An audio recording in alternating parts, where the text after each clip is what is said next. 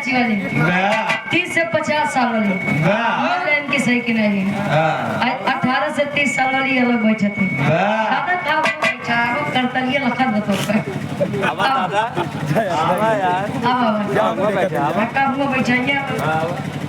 ए भैया जोन काकी दादी है यहाँ और लड़का लड़के गावा थे कैसे गावे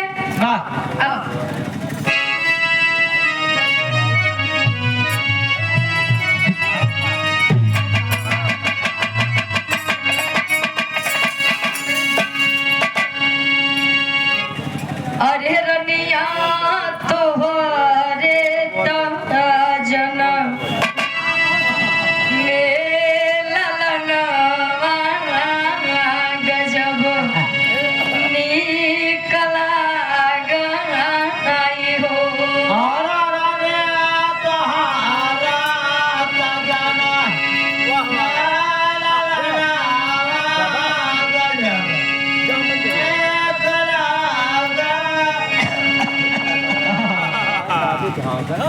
सुपारी के टाके दादा दी इतना स्वर में गाओ तो कोई मना इतने घरे चला जाए ना है बीड़ी ज्यादा पिएला तो बीड़ी कम पिए गांजा पिए कि देवता सब फूल बरस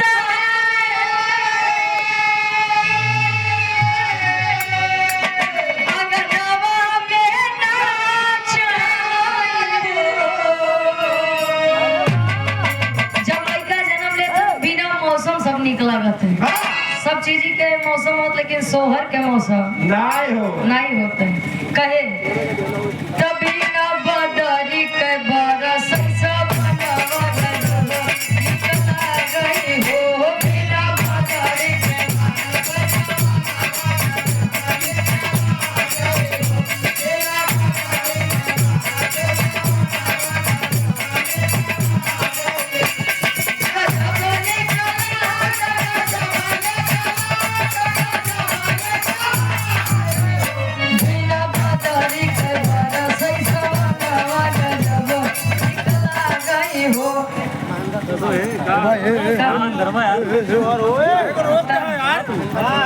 महेंद्र सिंह मास्टर साहब गार्जियन जी के द्वारा 51 रुपए का महान आशीर्वाद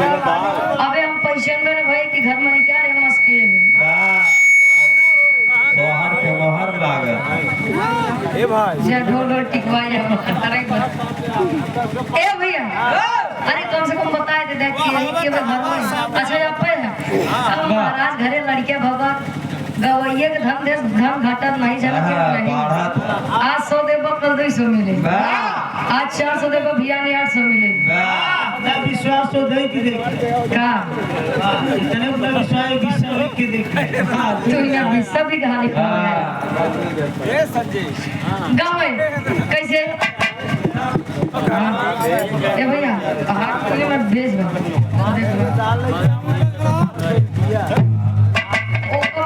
कौन से बने आवा ए भैया काम का परिवार था गुरुदेव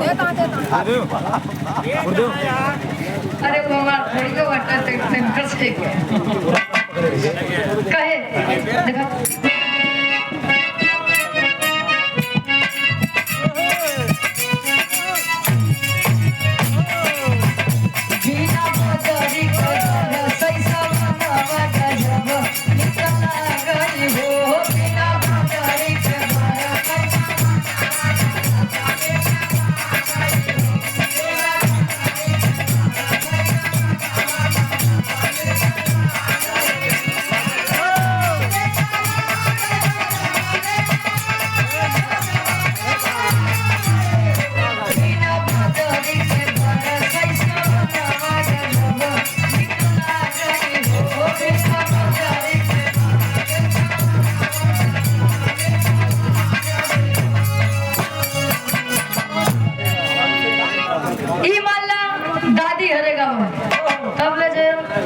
थोड़ा ऊपर आती यानी काकी चाची है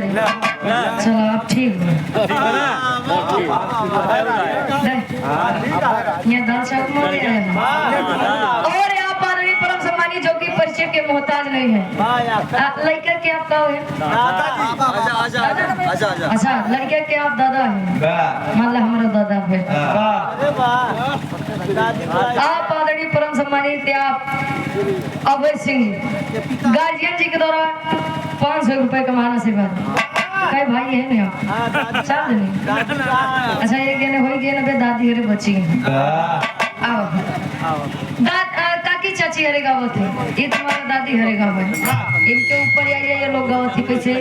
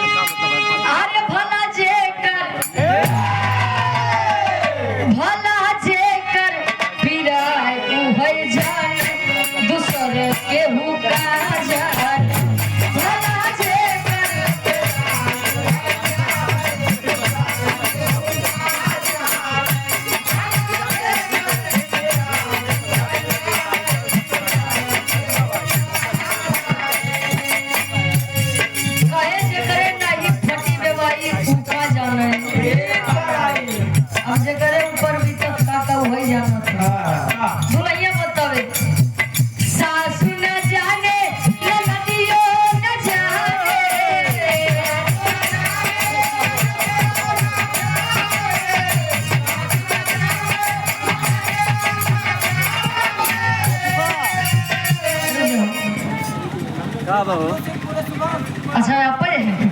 पूरे सुबह से आप गार्जियन जी के द्वारा इस भाव को समझते हुए कल्लू सिंह जी आपके द्वारा इस भाव को समझते हुए 100 रुपए का महान आशीर्वाद चरणों में कोट कोट माने आशीर्वाद के चाह रहे हैं। काकी दादी है वो लोग केवल सुनत समझत हैं तो बस नहीं जो भैया कम से कम ये लोग समझ के सोहर लाज रख ले।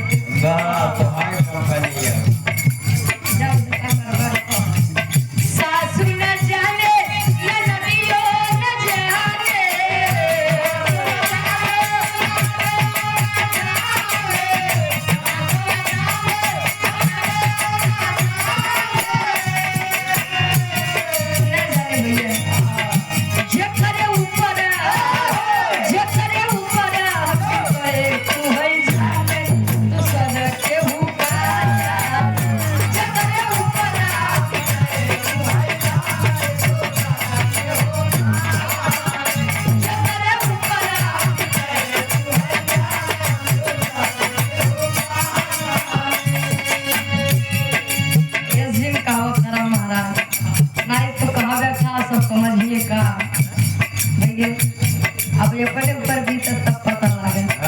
तो पता है बस मजे लेकर जेठी न जाने जेठानी न जाने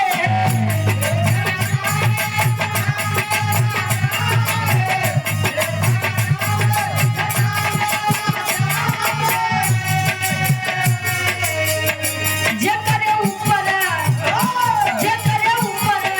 करे तू है जाने तो सजा के हुआ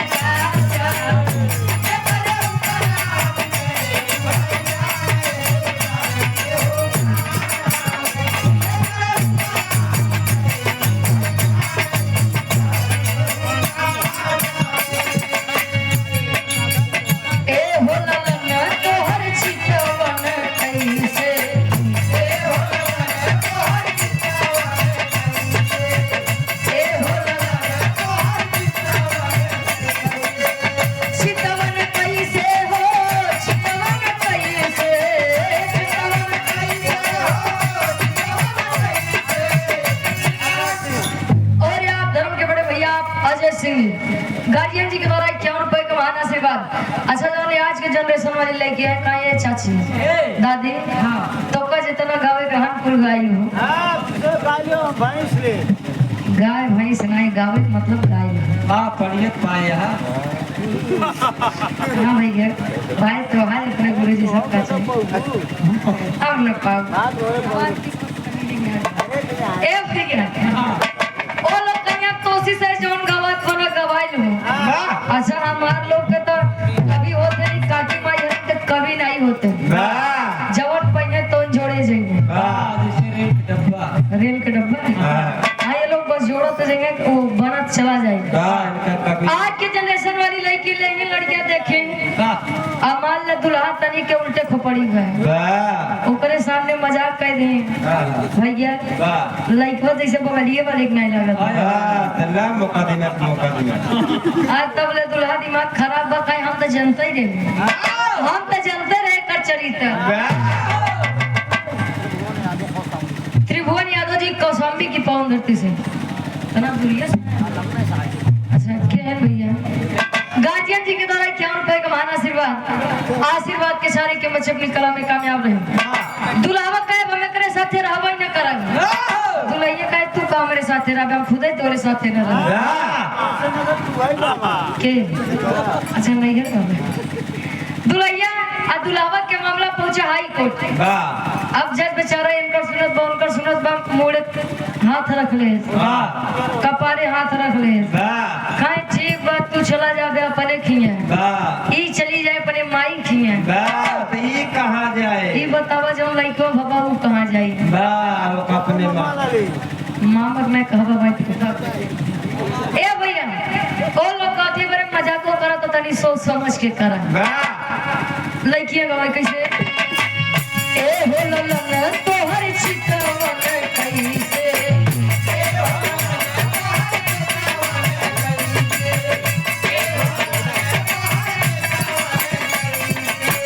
चितवन कैसे हो चितवन कैसे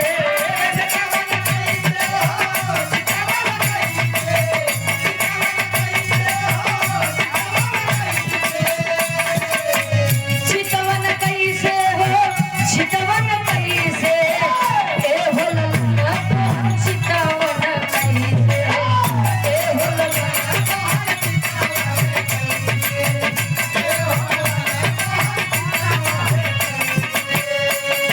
हिमालय दादा खातिर लइका के ए हो ललन अरे हो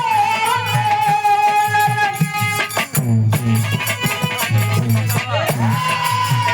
ए हो ललन तोहर बाबा कैसे ए हो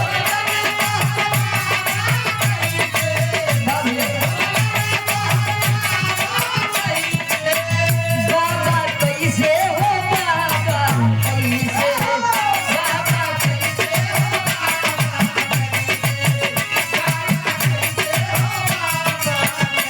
कैसे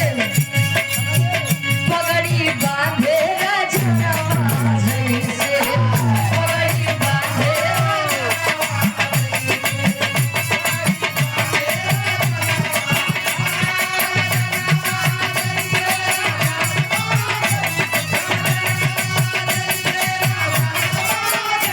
पगड़ी बांधे राजनवा जैसे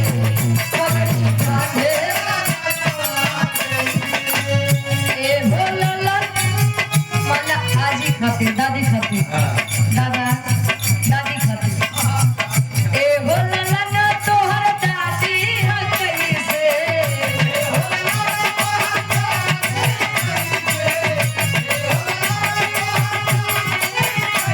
दादी कैसे हो दादी कैसे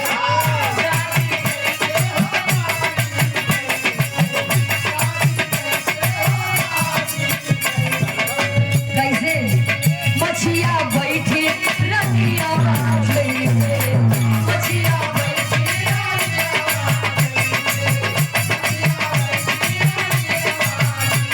रतिया जैसे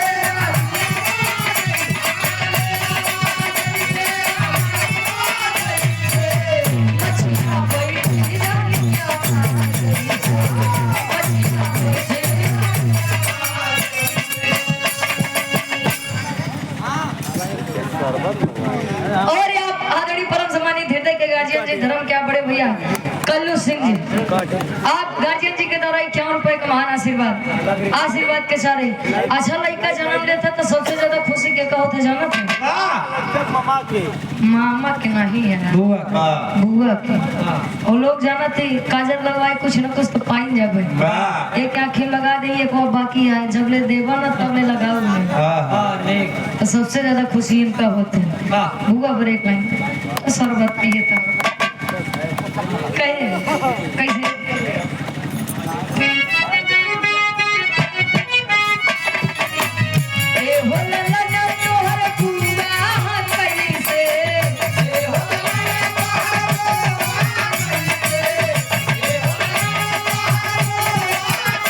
बुआ कैसे हो बुआ कैसे बुआ कैसे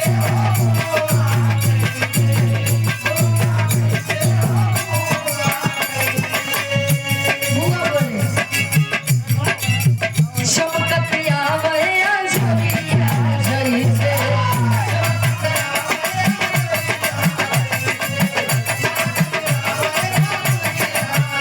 मटकत आवे पातुरिया गलत लाइन पकड़ ले आओ। अच्छा ठीक हाँ बिना नंबर दे जाओ परेशान नहीं मत नहीं दे देबो आप गार्जियन जी के द्वारा पुनः आप कल्लू सिंह जी गार्जियन जी के द्वारा 51 रुपए का महान आशीर्वाद हम यहाँ गावत है चमकते हमें जोड़िया जैसे तो का दूसरे को सुना दे ये सुना जे रहा थे ना वो बोल में तो कुछ नहीं कि नहीं बड़ी भैया वो लोग मजाक करत थे अब मजाक तो करेंगे तो आओ आखिरी लाइन सुन के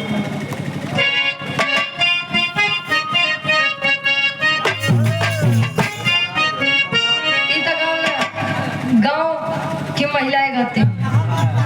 लेकिन जो आवत थे बाहर वाले बाहर वाली हाँ 5+1 5+1 मतलब छक्का अच्छा तू नहीं करेगा ओ लोग दावत थी कैसे अच्छा उनसे लोग से प्यार से तो पार पा ली जाबा लेकिन अगर गुस्सियाई तो अगर कह दे कि 11,000 आई काने में जो सोने के झुमका वा बिना ले जाब नहीं तो केतना कुछ कइला बिना ले हो जई है ना इनकर आशीर्वादो लागत है हाँ हाँ सब होई परेशानी में हो और उनकर शराबो बड़ा तगड़ा लागत है वो लोग गावती कैसे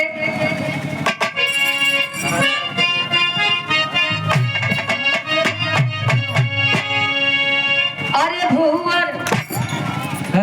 भूवर भूवर भूवर बारे रे होरी लवा के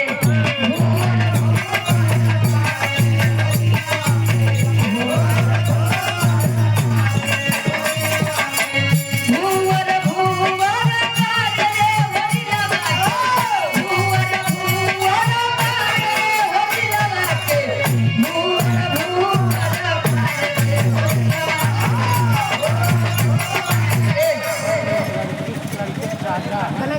लड़का के चाचा जी सोहर पर खुश होकर के आप धनंजय सिंह जी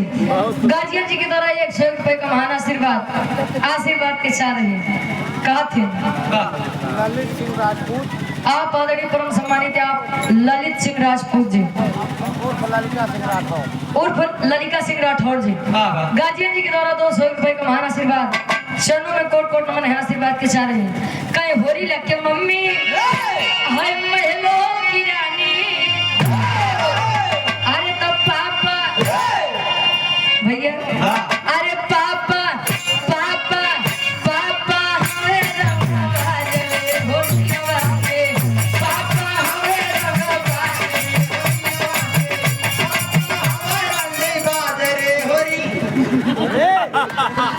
सही पकड़े यहाँ यार। ए भैया क्या करवा आज का भैया आज दाल ले चल तो खरीद देता दो चार ठीक हाँ भैया 5 किलो दाल दे। आज दाल ले और इस मांगा है ए भैया हम ये रंगबाज कहते तो कल पहले सुना कर वैसे हम लड़के के इनका दिखावत रहे लड़के के बाबू इनका बनावत रहे अल्लाह भैया अरुण सिंह खानी अरुण सिंह भैया जी आप गार्जियन जी के द्वारा 100 रुपए का महान आशीर्वाद आप आदरणीय परम सम्मानित आप डॉक्टर वीरेंद्र सिंह जी खानीपुर से आप गार्जियन जी के द्वारा 100 रुपए का महान आशीर्वाद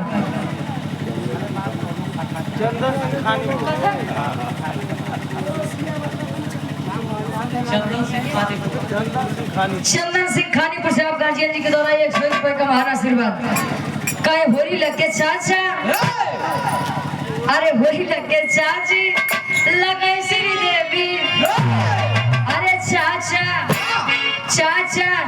चाचा होए थानेदार रे, होरी लगे चाचा होए थानेदार रे, चाचा होए